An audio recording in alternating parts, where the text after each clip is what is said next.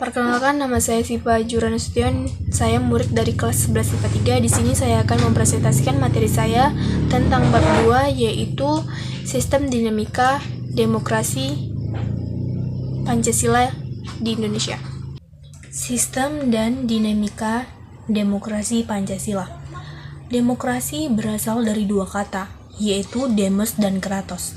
Demos yang artinya rakyat dan kratos artinya pemerintah. Jadi, demokrasi artinya pemerintahan rakyat, atau biasa disebut dengan suatu sistem dari rakyat oleh rakyat untuk rakyat. Demokrasi dibedakan menjadi demokrasi berdasarkan titik berat perhatiannya, berdasarkan ideologinya, dan berdasarkan proses penyaluran kehendak rakyat.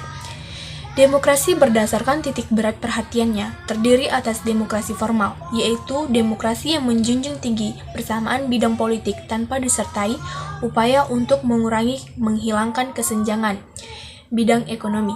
Yang kedua, demokrasi material, yaitu demokrasi yang menitik beratkan upaya menghilangkan perbedaan bidang ekonomi, persamaan bidang politik kurang diperhatikan, bahkan dihilangkan. Dan yang ketiga, demokrasi gabungan, yaitu demokrasi yang mengambil kebaikan dan menghilangkan keburukan dari demokrasi formal dan material.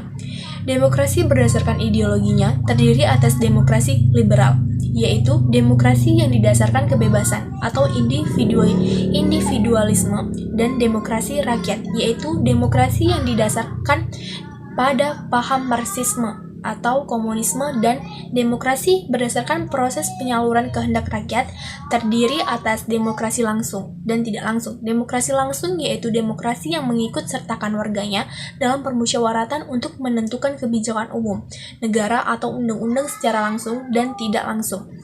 Yaitu demokrasi yang dilaksanakan dalam sistem perwakilan.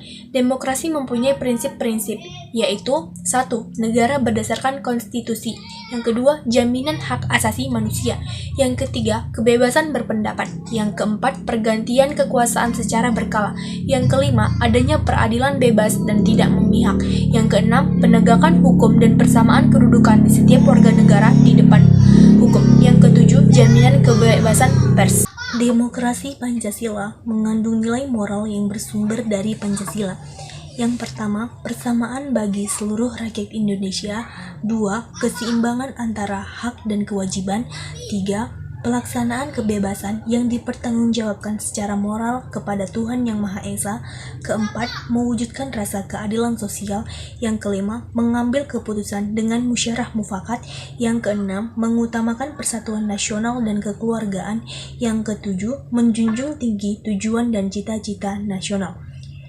Periodisasi perkembangan demokrasi Pancasila. Yang pertama, Pasal 1 Ayat 2 Undang-Undang Dasar tahun 1945 sebelum diamandemen, kedaulatan adalah di tangan rakyat dan dilakukan sepenuhnya oleh Majelis Permusyawaratan Rakyat. Yang kedua, Pasal 1 Ayat 2 Undang-Undang Dasar tahun 1945 setelah diamandemen, kedaulatan berada di tangan rakyat dan dilaksanakan menurut Undang-Undang Dasar.